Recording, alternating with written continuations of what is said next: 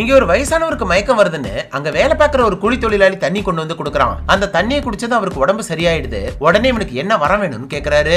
அதுக்கப்புறம் தான் தெரியுது கடவுள் தான் மாறு வேஷத்துல பூமிக்கு வந்திருக்காரு. சோ இப்ப இவனோட இறக்க குணத்தை பார்த்து இவனுக்கு வரம் தரேன்னு சொல்றாரு. ஆனா இவன் அதை நம்பாம எனக்கு இருக்கிற ஒரே ஆசை நல்லா சம்பாரிச்சு வீடு கட்டினா போதும்னு சொல்லிடுறான். அதே அவனுக்கு வரமா கொடுத்துட்டு போயிடுறாரு. அவர் அங்கிருந்து போனதும் இவனுக்கு தாகமா இருக்குன்னு தண்ணியை குடிக்கிறான். பார்த்தா இவன் தண்ணியை குடிச்சதும் அவனோட பேங்க் அக்கவுண்ட்ல 8000 ரூபாய் டெபாசிட் ஆகுது. அதை பார்த்தது இவனுக்கு ஒண்ணும் புரியாம யோசிச்சுட்டு இருக்கான். அப்பன்னு பார்த்து கரெக்டா அவனோட கேர்ள் ஃபிரெண்ட் போன் பண்ணி அவளோட அப்பா அம்மாவை மீட் பண்றதுக்காக கூப்பிடுறா. இவனும் அவங்க வீட்டுக்கு மீட் பண்றதுக்காக போறான். போன இடத்துல இவன் ஒரு கூலி வேலை செய்யறவன்னு அவனோட அப்பா அம்மா அந்த கல்யாணத்துக்கு சம்மதிக்க மாட்டேன்னு சொல்லிடுறாங்க. ஆனா இவனுக்கு வரம் கிடைச்சதே மறந்து போய் தெரியாம அங்க இருக்கிற தண்ணியை குடிச்சிடறான். பார்த்தா 8000 ரூபாய் மறுபடியும் இவனோட பேங்க் அக்கவுண்ட்ல டெபாசிட் ஆகுது.